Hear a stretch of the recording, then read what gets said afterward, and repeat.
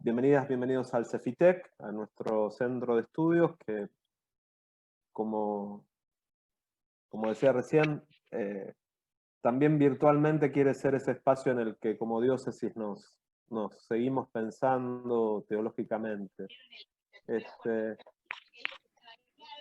Les quiero dar la bienvenida a todos. Naturalmente es muy difícil conversar en estas situaciones, pero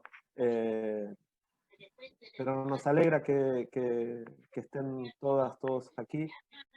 Pensábamos cómo cerrar el año en el Cefitec y qué mejor que hacerlo con un tiempo para escuchar y para pensar a partir de la palabra, la vida y el testimonio del Padre Obispo Jorge Nova, que es el fundador del Cefitec, el fundador de nuestra diócesis y en muchos sentidos también nuestro primer obispo y nuestro siempre obispo. Permítanme darle la bienvenida. Mientras nos vamos sumando, les voy a ir pidiendo que se acuerden de cerrar el micrófono, así nos podemos escuchar bien. Le doy la bienvenida primero al padre Juan Bautista Dujau. Le agradezco que haya aceptado la invitación a presentarnos su libro y su trabajo. Permítanme darle la bienvenida. Veo que está el padre obispo Carlos. Bienvenido también.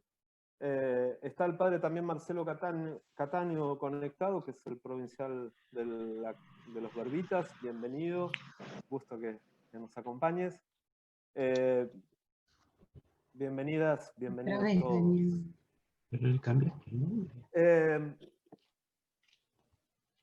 No quiero ser muy extenso en la presentación, así ya lo escuchamos a Juan Bautista.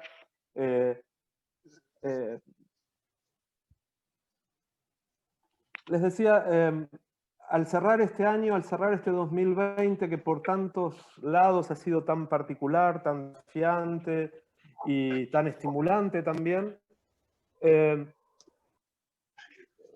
la verdad que es como un regalo que como Cefitec podamos cerrarlo con una jornada para pensar, un tiempo para pensar y para pensarnos a la luz de la vida y el testimonio de nuestro padre obispo Jorge Nova. En algún sentido se nos va acortando el tiempo del recuerdo, de las anécdotas. Ya han pasado casi 20 años de la muerte del padre obispo Jorge. Las generaciones que más lo conocieron, que estuvieron más cerca, quienes lo acompañaron en su ministerio y en su vida ya son mayores y algunos ya no están con nosotros. Las generaciones más jóvenes, no pienso solamente en los chicos y adolescentes, sino en la generación que hoy está rondando los 30 años, es una generación que prácticamente no lo ha conocido al padre obispo Jorge. Y aún así la memoria sigue viva, pervive la memoria, resiste la memoria y sigue iluminando caminos. Pero se nos acorta el tiempo de los recuerdos, se nos está cortando el tiempo de las anécdotas y necesitamos dar un paso más. Es un tiempo más paciente de lectura, de rumia, de interpretación de la obra del padre obispo Novak, es acercarnos en distintos modos a conocer y a volver a rumiar la palabra y la obra del padre obispo Jorge. También como comunidades en nuestra diócesis me parece que es una gracia que podamos volver a hacerlo en este tiempo. En ese sentido me parece el trabajo del padre Juan Bautista, sacerdote, miembro del Movimiento de la Palabra de Dios, doctor en teología por la Universidad Católica Argentina recientemente. Me parece que el trabajo del padre Juan Bautista Dujau viene a llenar o a comenzar a llenar un vacío que tal vez podamos estar sintiendo. Por una parte, su trabajo, su tesis convertida en libro es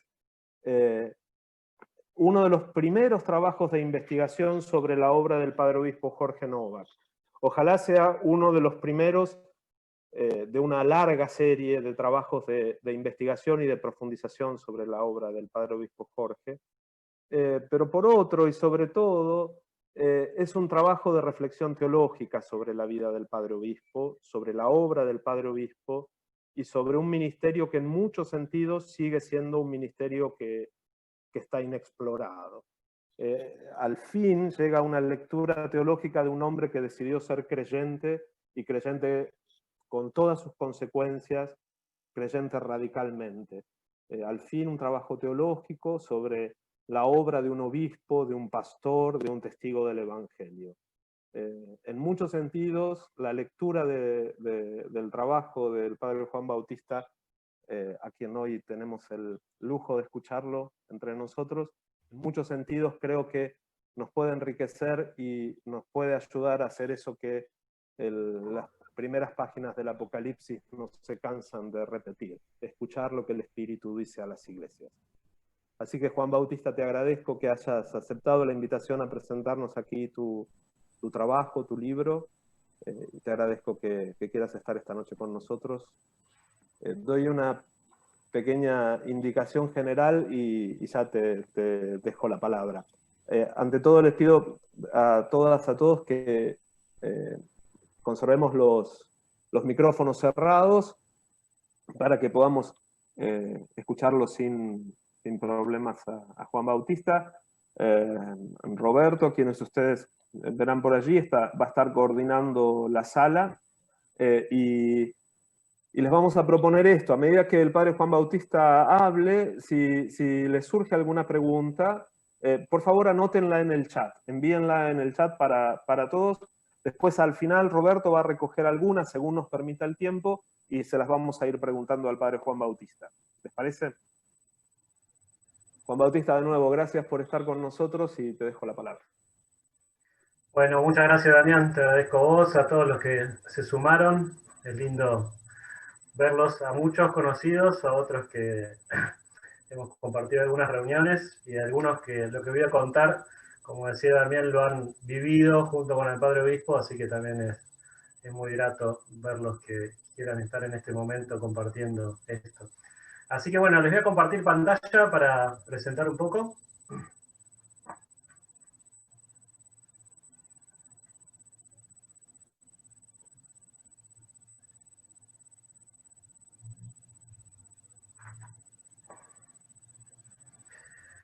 Bueno, como decía Damián, yo hice una tesis doctoral trabajando sobre los textos de Monseñor Novak. Ese es el fruto final, y es lo que hoy quiero contarles un poco, compartirles. Más que presentar el libro, es compartirles un poco el recorrido y poder charlar juntos al final. Lo que me motivó fue pensar esto: la iglesia toda servidora, que fui encontrándolo en algunas expresiones del padre obispo. El padre obispo no usaba, como hoy nosotros tenemos más internalizado, un lenguaje inclusivo, ¿no? Pero claramente en sus textos nos queda claro que él pensaba a la iglesia toda servidora de todas y todos, ¿no? Así que yo fui buscando reflexionar sobre cuál fue esa experiencia, que obviamente es la experiencia del padre obispo, pero es la experiencia de su animación a la diócesis de Quilmes naciente, ¿no? Entonces, es la experiencia de una comunidad que tuvo un animador privilegiado, ¿no? Que fue el padre obispo. Me gusta decirlo así, ¿no? Porque él también lo decía: su humilde servicio en la iglesia de Quilmes y su servicio hacia la iglesia de Quilmes la fue configurando misioneramente, ministerialmente, y ese es un poco el objetivo que me fue a mí impulsando a hacer este trabajo, ¿no? Una de las cosas que queda resaltada cuando uno se pone a investigar un poco es que entre aquellos hombres que buscaron plasmar concretamente la mirada sobre la iglesia que propuso el Concilio Vaticano II está Jorge Novak como primer obispo de la diócesis de Quilmes, ¿no? Todo el tiempo Novak en muchos documentos dice que su mente había sido fuertemente moldeada, modelada por el Concilio Vaticano II, y eso queda claro cuando uno no solamente lo lee, sino que ve cuáles fueron sus decisiones pastorales, ¿no? Cuando muchas veces él relata, o los testigos relatan, qué decisiones, qué prácticas pastorales teníamos en Novak, en esas prácticas queda la relevancia que vive bajo los principios del Concilio Vaticano II, ¿no? Entonces yo, una de las cosas que me propuse fue actualizar ese anhelo de Jorge Novak de hacer concreta la Iglesia toda servidora de todos los hombres, ¿no? Inspirada por el Concilio Vaticano II. Apenas terminado el concilio, Pablo VI, en una de sus últimas expresiones, dijo que la Iglesia era casi una sirvienta solícita, ¿no? Y Novak no decía casi, decía que la Iglesia era la servidora de la humanidad, ¿no? Y esa es una de las imágenes fuertes que van a ver que acompaña todo el trabajo, ¿no? Otra reflexión que es Carlos Gali, que es un teólogo argentino muy reconocido, dice que el Papa Francisco es un nuevo comienzo, en el comienzo de la reforma que comenzó allá en el Concilio Vaticano II. Bueno, para mí el Padre Obispo es el comienzo en el comienzo, ¿no? Él asume la diócesis en el año 76, apenas 10 años de finalizado el concilio, es decir, es uno de los primeros receptores del concilio en la Iglesia argentina, y claramente el modo de poner en movimiento la diócesis bajo su impulso tiene detrás los principios que ofrecía el Concilio Vaticano II, ¿no?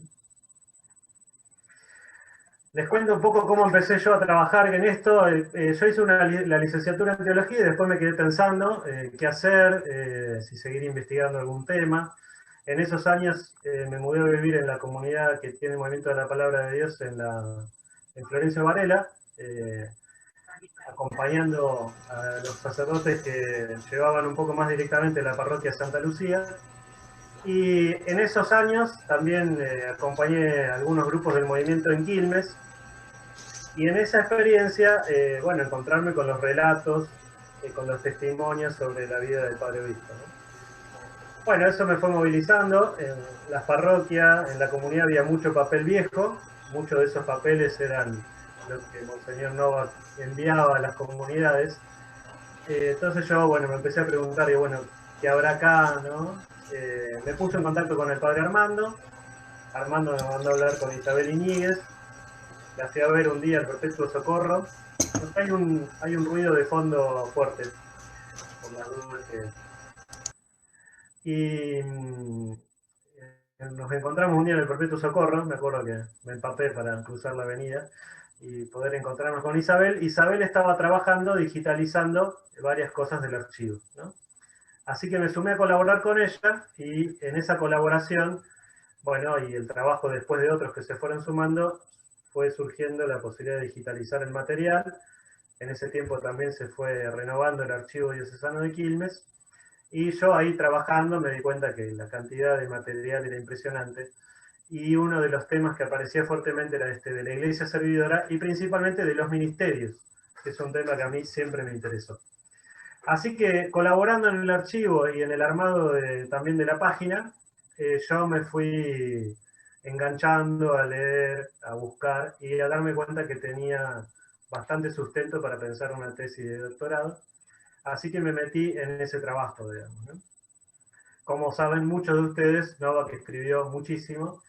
Esto es lo que hoy está indexado en el archivo de Quilmes, pero siempre va apareciendo algo más. Rita nos puede dar testimonio de que siempre aparece algún escrito más, algo más que no hemos tenido presente. Así que bueno, mi fuente principal es el archivo diocesano de Quilmes, y hice algunas entrevistas puntuales para ayudarme, porque había algunos datos que los papeles no me terminaban de decir lo que, o no me terminaban de confirmar si mis intuiciones eran las correctas, ¿no? Les presento un poquito cuál es el trabajo que yo hago en el libro, pero primero, ¿cuál era mi motivación, mi intención, ¿no? Bueno, era descubrir esto, cuáles son las motivaciones, las intenciones de Novak para pensar el proyecto de la Iglesia Naciente de Quilmes, ¿no? ¿Cuáles eran sus referencias ineludibles? Él evidentemente le dio una dirección al sueño de la diócesis de Quilmes como una iglesia renovada, y entonces yo quería dejar en evidencia cuáles eran sus referencias, ¿no?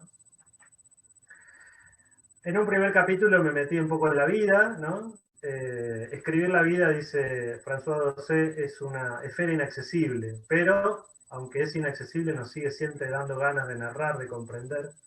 Así que yo en un primer capítulo me meto un poco a describir la biografía de Jorge Novak. Tomo una imagen que usó el padre Armando cuando las exequias del padre obispo, las tres familias, ¿no? ¿Cuáles fueron las tres familias de Jorge Novak? La familia de origen, su origen humilde, en San Miguel Arcángel, una población con un fuerte espíritu religioso, configurada por la inmigración de los alemanes del Volga, la presencia de la congregación del Verbo Divino en el lugar. Todo eso, bueno, son algunas de las características que después van apareciendo también en el magisterio y en las acciones pastorales del Padre Obispo.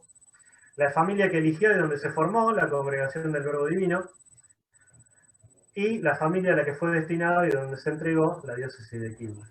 Ese recorrido vital es también el que me permite a mí más adelante en el trabajo ir señalando algunas fuentes y algunas razones, motivaciones del Padre Obispo para obrar como obró. Por ejemplo, la valoración que tenía sobre el trabajo, ¿no?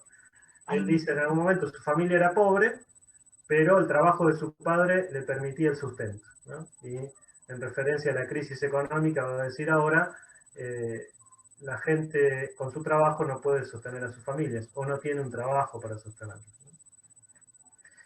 En un segundo capítulo desarrollo los 4 grandes ejes temáticos que los que estamos vinculados a la diócesis conocemos muy bien y están expresados en la placa de su sepultura, ¿no?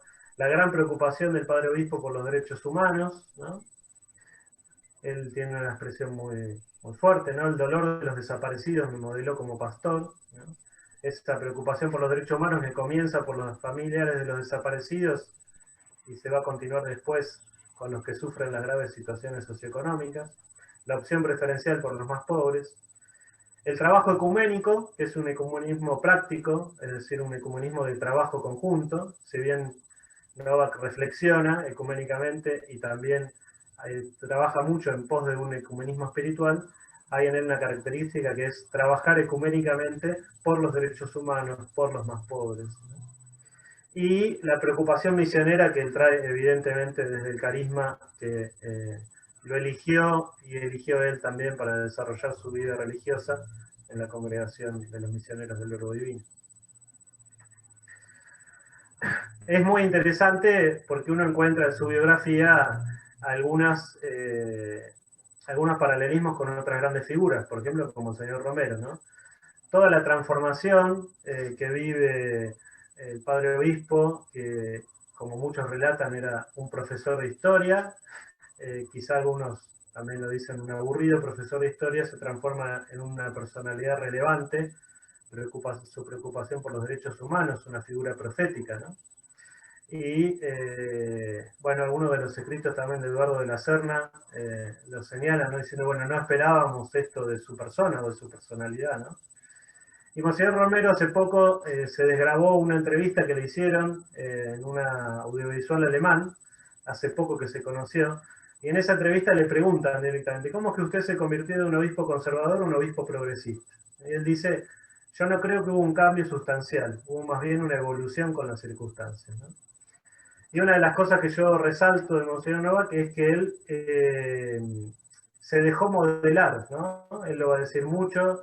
Yo tomo en algunos tramos del libro el texto de Jeremías, descender a la casa del alfarero, ¿no? Evidentemente, el Padre Obispo descendió a la casa del alfarero, ¿no?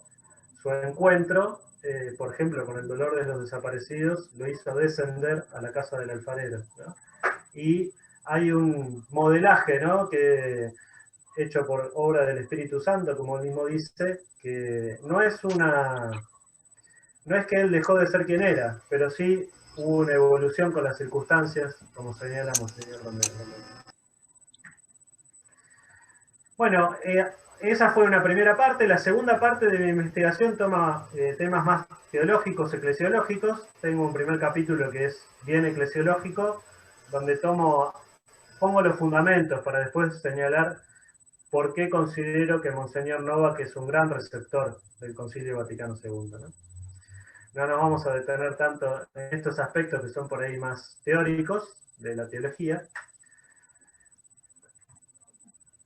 En un cuarto capítulo, yo lo que busco es mostrar cómo Jorge Novak bebe en el concilio y desde el concilio sostiene que la Iglesia brota de la Trinidad, ¿no?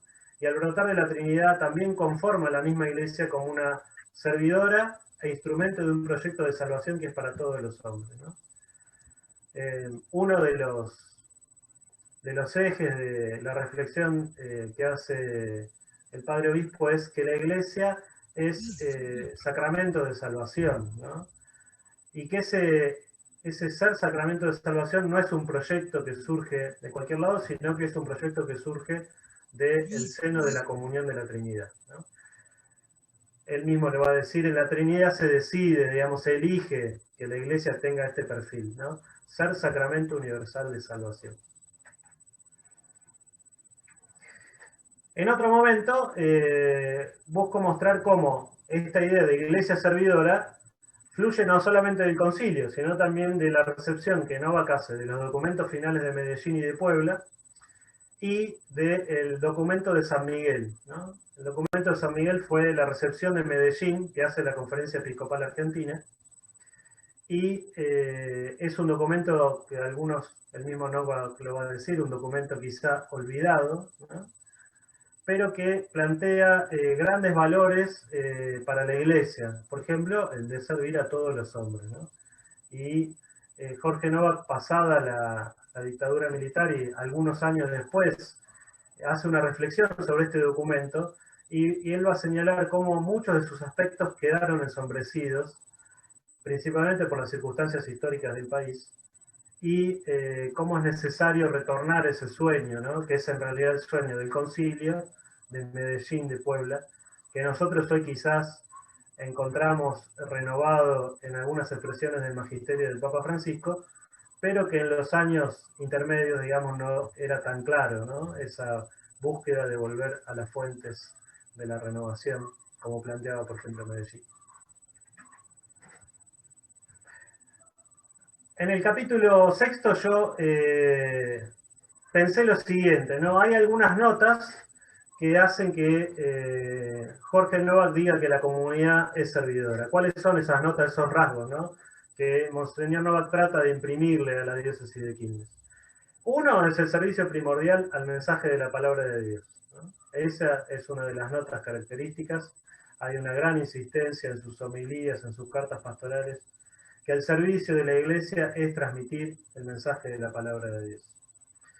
Otra de las notas características es que la Iglesia debe desarrollar un servicio de la caridad para todas las personas en su variedad de situaciones de vida, ¿no? Y ahí yo hago todo un raconto de, bueno, las cartas pastorales dirigidas a los enfermos, a las personas que viven en la discapacidad, a las poblaciones originarias, a los niños, a las familias, a los desocupados, a las personas trabajadoras, ¿no? En ese sentido, bueno, el calendario de cada año, donde todavía no había tantas como hay en este momento, era ocasión para que el Padre Obispo hiciera mención de cómo la Iglesia podía servir a cada una de estas distintas situaciones personales que vivían los miembros de la Iglesia, de la comunidad de Quilmes, los miembros del país, la sociedad entera. Otra de las características es que la Iglesia tenía que hacer un servicio de unidad y de reconciliación. Es decir, la Iglesia debía trabajar para la unidad de la misma Iglesia con las otras iglesias, de los pueblos entre sí. Un llamado fuerte a la paz y a la reconciliación. Y si bien Jorge Novak no va a hablar de sinodalidad, porque es una palabra que nosotros hoy tenemos en vigencia en la Iglesia, está claro que para él caminar sinodalmente es el método y el espíritu mediante el cual la Iglesia descubre los caminos concretos y actuales para expresar esas notas, ¿no? Es decir, ¿cómo descubre la Iglesia que anunciar la palabra? ¿Cómo descubre el servicio de la caridad? ¿Cómo descubre los caminos para la unidad? A través de la sinodalidad, ¿no? Y eso que es hoy algo que está de vuelta, que estamos dialogando mucho en la Iglesia en este momento, él lo expresa claramente ya hace muchos años. Mi tercera sección del trabajo es el tema que a mí me impactó desde el principio y es el núcleo de mi trabajo de investigación, es ¿qué hizo Jorge Novak para que la iglesia fuera toda servidora? ¿Qué acciones concretas desarrolló? Yo hablo del padre obispo, pero me parece importante decirlo. Es el padre obispo con sus colaboradores, ¿no? Con toda la comunidad que colaboró con él. Evidentemente, cuando uno hace un análisis de este tipo, simplifica en el discurso, ¿no? Pero es evidente que muchas personas participaron de estos desarrollos, individualmente y comunitariamente. Muchas de ellas colaboraron para que este proyecto, que estaba en la mente del padre obispo, se desarrolló por el trabajo sinodal y de participación. Necesitaba esa colaboración. No hay posibilidad de que este proyecto se lleve adelante por una sola persona. Es una comunidad animada, evidentemente, por el servicio del padre obispo. Bueno, ¿qué acciones pastorales, ¿no? Se desarrollaron? Unas, que son las que yo voy a tomar más en consideración, es que se desarrollaron múltiples iniciativas pastorales para generar, para formar y para establecer una diversidad de servicios y ministerios. Y así se gestó una estructura práctica de la comunidad eclesial. Todas las posibilidades que el derecho habría para generar espacios de participación y de servicio, el padre obispo las utilizó, ¿no? Muchas de ellas eran propuestas que le acercaban otros actores de la comunidad eclesial, ¿no? Algunos todavía están trabajando en la diócesis, como el padre Pablo Basilieri, por ejemplo, pero otros fueron, por ejemplo, el padre Santiago Farrell, ¿no? Quienes colaboraron con él en el desarrollo de los ministerios en los primeros años, ¿no? Otras fueron claramente iniciativas impulsadas de propuestas del primer sínodo, ¿no? Me tomo un gran capítulo para señalar que el padre obispo valoraba una iglesia de múltiples vocaciones, ¿no? Ahora lo voy a presentar por separado y en las conclusiones lo voy a decir más unificadamente. Una es que el padre obispo valoraba, tenía en gran valoración los ministerios laicales para desarrollar una iglesia servidora. Y en los años iniciales de la diócesis se perfilan y se desarrollan ministerios, algunos muy novedosos, como el de animador o animadoras de la comunidad, otros no tanto, los lectores y acólitos, pero con un perfil netamente laical en los primeros años, los ministros extraordinarios de la Eucaristía y los agentes de liturgia, las catequistas, los animadores y promotores bíblicos, los misioneros, los voluntarios o los agentes de Cáritas. El padre obispo es uno de los pocos que pide la autorización a Roma con la autorización de la conferencia episcopal para que hubiera testigos cualificados de la celebración del matrimonio en los primeros años de la diócesis, los voluntarios de la pastoral de la salud. Bueno, yo en la tesis y en el libro hago un gran desarrollo de cómo se fueron configurando cada uno de estos ministerios, ¿no? Y cómo fueron tomando identidad.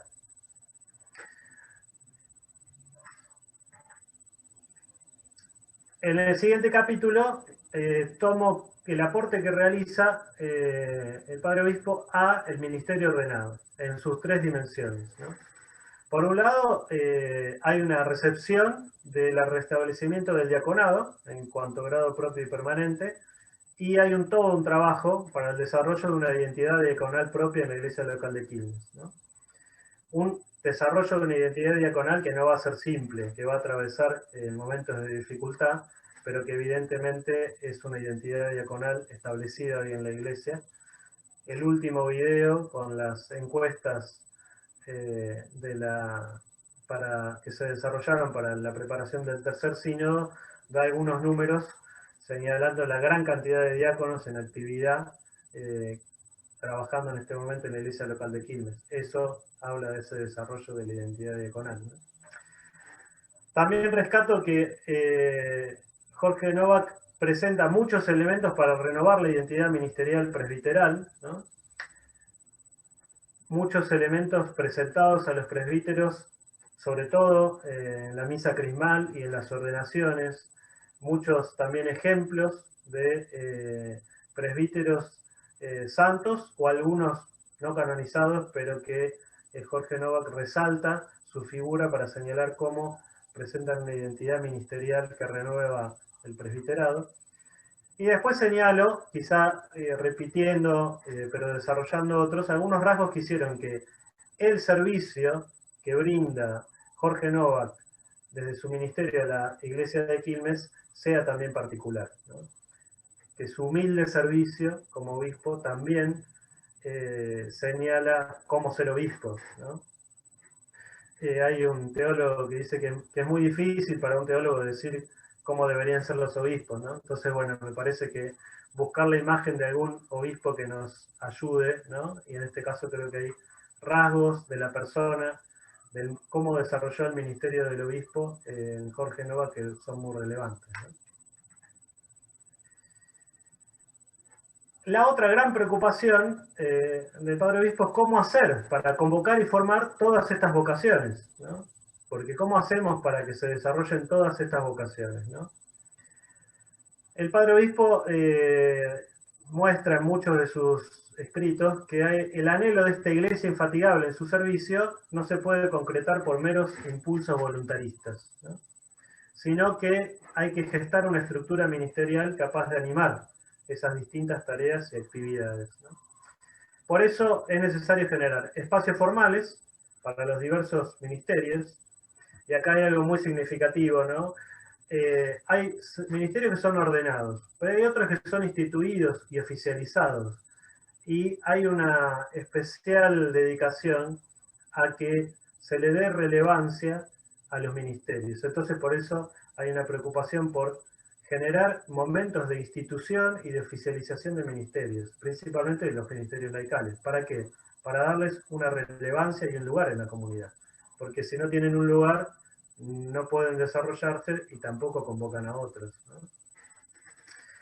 Esa búsqueda es que los ministerios y los servicios, yo hago una distinción en la investigación, a veces cuando se refiere a ministerios se refiere a estos ministerios ordenados, instituidos y oficializados, pero también a la diversa gama de servicios que se desarrollan, ¿no?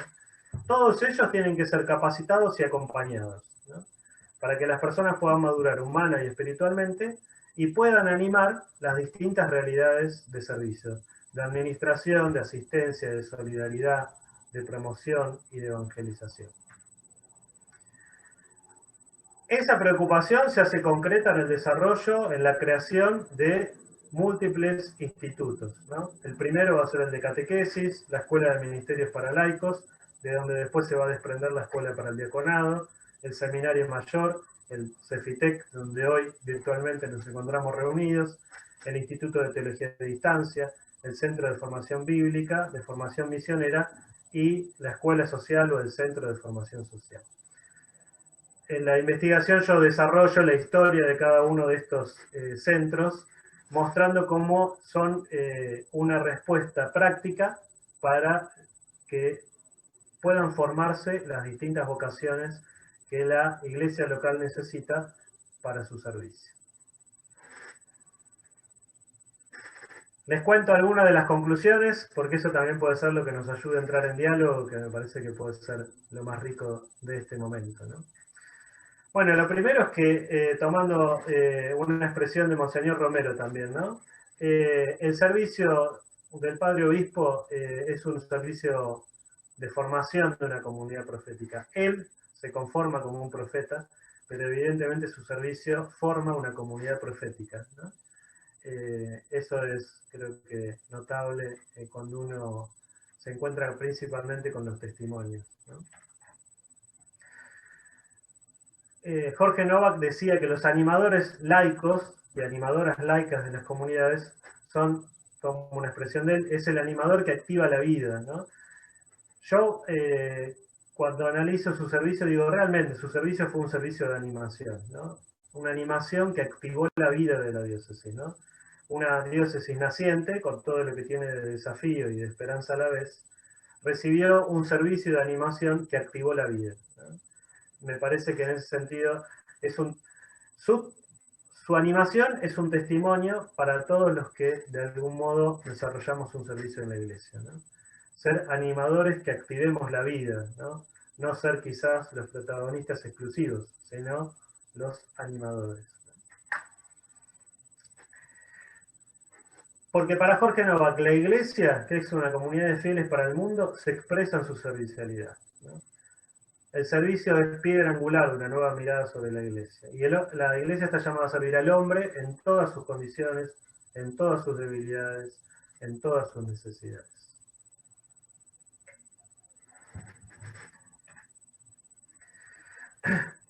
Si hay algo que no hay en Jorge Novak, es como un temor a ser plenamente del pueblo de Dios.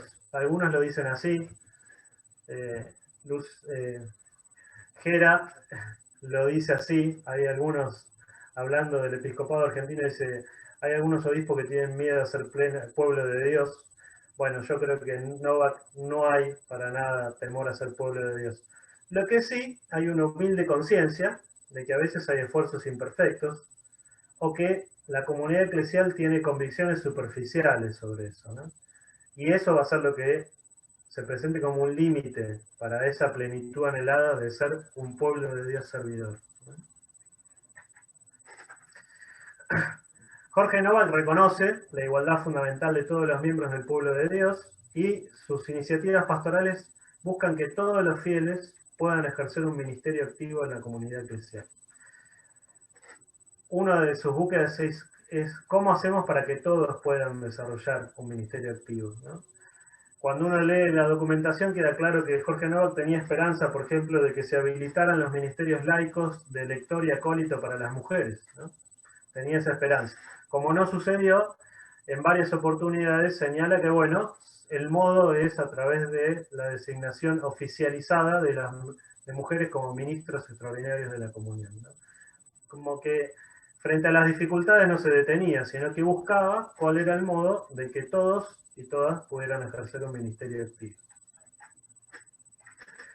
Por eso él va a depositar una enorme confianza en el trabajo de reanimación, reagrupamiento, reordenamiento de la comunidad eclesial. Es muy significativo el sueño, ¿no?, de Jorge Novak en el Congreso Misionero. Si lo buscan, está en YouTube el video, para los que nunca lo hayan escuchado. Muchos de los que están acá lo han escuchado varias veces. Él evidentemente cree, se da cuenta que la iglesia lentamente se va a ir desarrollando como una iglesia principalmente de ministerios laicales, ¿no? Entonces considera que el aporte de los laicos puede ayudar mucho a mitigar una atomización, ¿no?, de la comunidad eclesial. Para Jorge Novak, la iglesia se proyecta en la servicialidad a través de ministerios, y la iglesia es fuente de ministerios. Ministerios simples, concretos y activos. Él los califica así. Me parece muy interesante esta idea, ¿no? No está hablando de que hay que hacer grandes complejidades, sino hay que desarrollar ministerios simples, concretos, que tengan una tarea, y activos en la comunidad. Y esta estructura renovada de ministerios es una estructura plurivocacional, ¿no? Laicos, consagrados, diáconos, sacerdotes, todos activos, fecundos y corresponsables ministerialmente, ¿no? En ese sentido, creo que es un aporte, aún hoy es un aporte sobre todo para este momento eclesial, donde la corresponsabilidad ministerial de todos y todas en su actividad fecunda es una de las respuestas, ¿no?, para una iglesia proyectada en la estructura de ministerios. Obviamente hubo dificultades para desarrollar este proyecto, ¿no? Las energías puestas en las primeras etapas de la diócesis por dar identidad y lograr un camino, por ejemplo, de capacitación para los ministerios laicales instituidos y oficializados, no alcanzaron para lograr este objetivo, ¿no? Hubo una conjunción de razones, ¿no? Una, que es muy difícil definir nuevas identidades de ministeriales en la iglesia. Pensemos que, por ejemplo, fue un gran esfuerzo definir la identidad de los diáconos, ¿no? Y entonces hay que pensar cómo generar una estructura nueva, dando espacio a todos, no es tan sencillo, ¿no? Hubo una falta de apertura muchas veces de los presbíteros de aquel momento como líderes y animadores de las comunidades. Novak continuamente insiste en los presbíteros que motiven a que las personas se acerquen. En esa insistencia hay, bueno, uno puede leer una dificultad claramente, ¿no? Cuando surge un nuevo ministerio, muchas veces entra en competencia con los ministerios que ya estaban, ¿no? Lo podemos poner en correlación con lo que significó como crisis vocacional en la iglesia. Por ejemplo, hablar del sacerdocio común de los fieles. Implicó una crisis para el sacerdocio ordenado, ¿no? También, a veces en las primeras generaciones hubo excesivos personalismos o búsquedas de rasgos particulares que generaron fricciones, dificultades. Por señalar algunas, siempre a mí me parece importante no contar todo color de rosa, sino también poder señalar que hay procesos que son complejos, digamos, ¿no? Y que necesitan de su energía para poder llegar a buen término, ¿no? Bueno, estas son algunas de las cosas que yo trabajo. El libro quedó un poquito largo, 720 páginas, así que se imaginarán que hice un resumen bastante importante del tema. Yo hice una opción que fue hacer una pequeña edición en papel, que el que quiera adquirirla se puede comunicar a la editorial, ahí está la página, y ya se reparto a domicilio, pero también hice una opción de que el mismo formato, la misma paginación, todo el mismo material, estuviera disponible en el repositorio institucional de la Universidad Católica. Es decir, que si ustedes buscan ahí Novak o mi apellido, van a encontrar el libro y lo van a poder descargar. Creo que bueno, es un modo en este tiempo de colaborar a la difusión, a la divulgación y a que otros también puedan trabajar con esto que no es mío. Creo que es evidentemente el legado de muchos que en la diócesis me han ayudado también a entender la figura del Padre Obispo y a compartir muchas de sus búsquedas, ¿no? Así que bueno, fui un poco rápido, pero me parecía lindo que tuviéramos tiempo para intercambiar algunas preguntas o dialogar, así que por eso también esta síntesis apretada. Voy a dejar de compartir pantalla.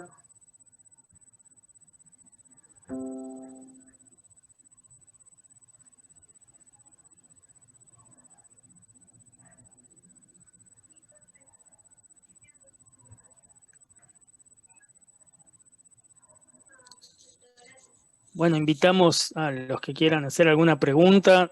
Si te parece, Juan Bautista, leo la primera, ¿sí? Y mientras otros pueden ir mandándolas al chat, ¿sí? De Zoom. Pregunta Damián, dice, hay dos figuras que ocupan un lugar importante en la espiritualidad de Novak, el Espíritu Santo y, menos conocida, Jesús como siervo doliente de Dios. En tu libro le dedicás un capítulo muy interesante. ¿Nos podrías decir una palabra al respecto?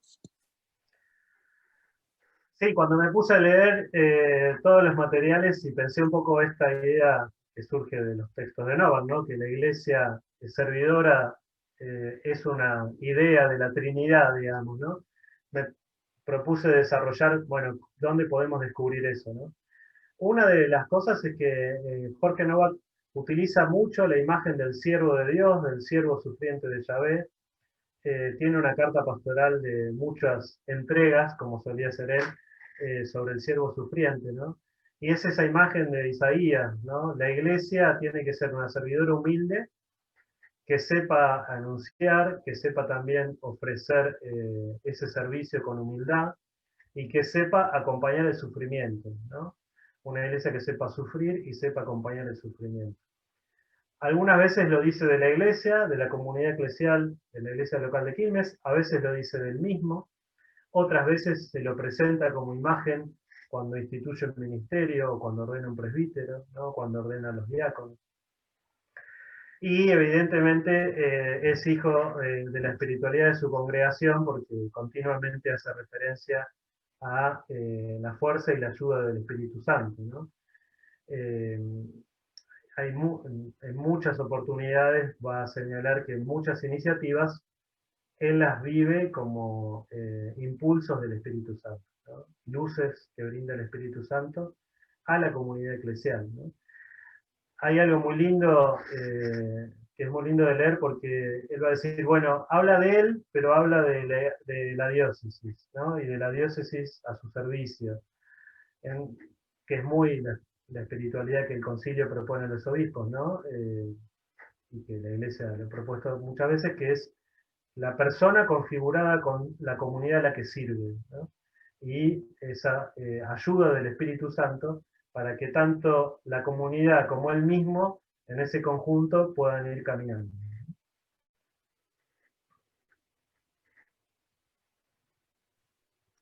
Gracias, Juan Bautista. Luisa nos pedía hacer algún comentario, ¿sí? Le pedimos que sea breve, pero por ahí que le damos permiso para abrir el micrófono. Luisa, entonces ahí. Antes que nada, muchas gracias. Es apasionante ver todo lo que has trabajado y cómo lo has desplegado, especialmente cómo lo has puesto en lugar. Algunas cosas se me fueron ocurriendo de la larga y distinta experiencia que tuve de vínculo con el obispo. En primer lugar, algo que tuve que defender contra muchos, voy a usar una palabra fuerte, adoradores de Novak, que es la referencia que él hacía siempre a ser simplemente obediente. Más que un iluminado, más que un profeta seguro, era obediente. Obedecía a la escritura, obedecía al concilio. Por ejemplo, una vuelta en Buenos Aires, algunos me preguntaban cómo se le había ocurrido convocar, estábamos en plena dictadura, al primer sínodo, y yo dije lo que el obispo decía, que el manual de los obispos del concilio decía que hay que convocar al concilio, a los sínodos, entonces convocaba a los sínodos. No me lo quisieron escuchar eso, ¿no? Porque tenía que ser una cosa... La otra cosa que me parece es que más que una especie de evolución en Novak, había un fenómeno de contacto y de encuentro. Esto era impresionante, porque era un hombre muy estructurado en algún sentido, pero en otro sentido aceptaba las cosas que, por ejemplo, hay muchos curas que le propusieron cosas y él las aceptó y las dio. Algunas veces, como cuando la cuestión del asentamiento, aquella cuestión grave del asentamiento, con dudas y con dificultades. Por otro lado, también era un hombre que era capaz de ver, armaba, como vos decís, todas estas estructuras, pero de repente en una reunión decir, me doy cuenta que ustedes son los mismos de la reunión de ayer. O sea que los que conformábamos el sínodo y el consejo de zona pastoral, y entonces era capaz de referir esas cosas. Y por último, otra cosa que quería decir es que me parece que él combinaba una cosa de escucha. Por ejemplo, en la primera sesión del sínodo, una chica joven se levantó y dijo, en ese momento las mujeres no podían hacer la escuela de ministerios, y dijo, ejercemos los ministerios, pero no tenemos acceso a la formación. Y a partir de ahí Novak lo cambió. Y muchas cosas las cambió así porque alguien se lo dijo o alguien se lo mostró. Pero por otro lado también, a mí me impresiona recordar las veces en que él ponía un freno y un dique, y una de las veces nos lo puso nosotros en una pequeña reunión, y Orlando Llorio lo definió como una evidencia del espíritu, ¿no? Y dijo, bueno, está bien, todo eso que ustedes dicen es cierto, pero yo con ustedes o sin ustedes el sínodo lo voy a hacer. Y me acuerdo que en la primera sesión del sínodo hubo toda una fuerte cosa contra las sectas, que estaba liderada por un cura de Quilmes y por un cura de Mar del Plata, etcétera, por un periodista de Mar del Plata. Y él escuchó todo eso, aceptó, estábamos entusiasmados, y dio un freno espectacular, y habló del ecumenismo. Y entonces, ese tipo de cosas también me parece que estaban presentes en Novak. Nada, espero no haberme extendido demasiado. Yo, yo no lo conocí al padre obispo personalmente, ¿no? O sea, lo que conozco es el testimonio y lo que he leído. Pero de leer la biografía y después de mirar, yo creo que hay algunos testimonios muy lindos de Federico Mayer en algunos videos en YouTube de la congregación. Su condición de historiador, digamos, ¿no? A mí me parece que aparece esta cosa de la obediencia y de la escucha, ¿no? Hay un testimonio de Luis Farinello también en el documental que hace la Escuela de San Miguel Arcángel. Farinello dice que lo llevaban al Reno 12 de la curia del centro donde se alojaba, y hablando de las entrevistas con los familiares de los desaparecidos dice, ayer fueron 5, anteayer fueron 6, hoy fueron 7. alguno me puede estar engañando, pero estos son hechos, ¿no? Bueno, yo creo que su condición de historiador lo hacía ver los hechos, digamos, ¿no? Creo que en ese sentido era un lector de los signos de los tiempos, ¿no? Una gran lucidez. Coincido con vos en lo que decís, creo que no hay que idealizar estas figuras, ¿no? Estos días, en otro encuentro, yo hablaba de no idealizar a los papas, sino de poder descubrir que son hijos de su tiempo, digamos, ¿no? Y en Novak también hay muchas cosas de ser hijo de su tiempo, y hay otras que vos decís, evidentemente era capaz de escuchar la realidad, y la realidad hacía que la realidad y la escucha del espíritu, ¿no? O sea, a esta realidad hay que responder con el Evangelio. ¿Cómo vamos a responder? Esa síntesis me parece que en Novak, en muchas cosas, uno la ve en la vida, ¿no? Me parece muy lindo eso. Tenemos tiempo para un par de preguntas más. Tenemos 2 preguntas, si te parece, y después pregunta Alicia, ¿sí? Pregunta en qué momento, si sabes o nos puedes compartir, está el proceso de beatificación de Novak y cómo vive la gente común de las parroquias de Quilmes este recuerdo de Novak, que ella lo pregunta desde Córdoba, ¿no? Entonces, quizás de tu paso por nuestra diócesis podés. No soy el más indicado de esta mesa para responder eso. Capaz que alguien se anima de lo que está y quiere responder, si no digo algo. Si querés yo respondo algo de la primera parte sin comprometer demasiado. Yo soy el delegado episcopal de la causa. Entonces, el proceso para la canonización de Novak está en la etapa de la investigación diocesana que se inició a finales de 2017.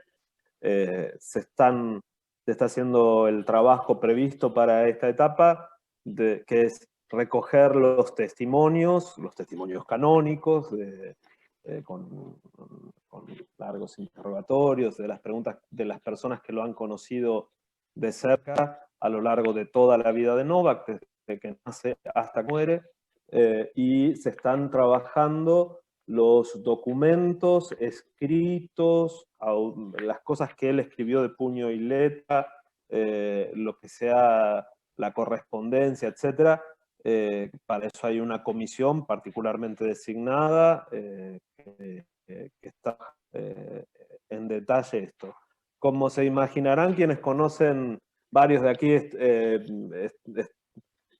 vivían durante el ministerio de Novak y saben que 3 o 4 cartas circulares como mínimo salían por semana, así que la mole de escritos, en el testimonio Novak escribe la mole de mis escritos pastorales, literalmente es una mole de escritos pastorales, así que todo eso lleva mucho tiempo. Está Rita Catrigual acá también, que forma parte de esta comisión de peritos históricos, que han trabajado esto, y como decía Juan Bautista, continuamente aparecen textos nuevos y cosas que no se esperaban, así que uno se pasa leyendo y leyendo y leyendo cosas siempre nuevas. Y la ventaja que tiene, en esto, yo no, por mi situación en la causa, etcétera, yo no puedo decir mucho más que esto.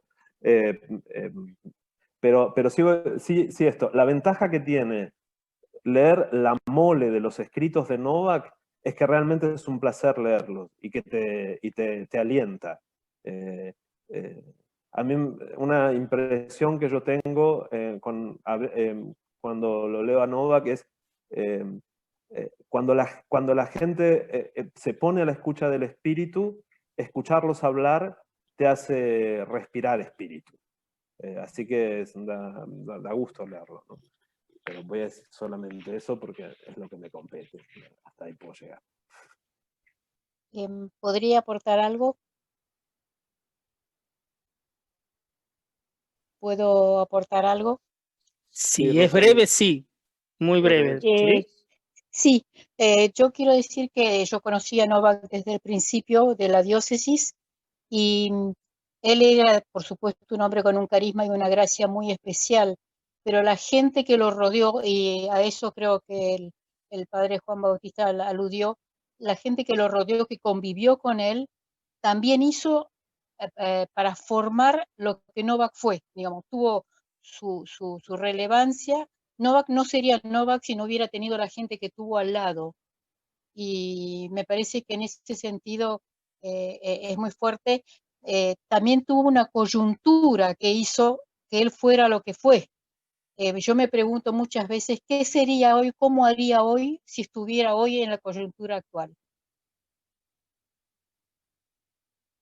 Gracias. Gracias, Rosalind.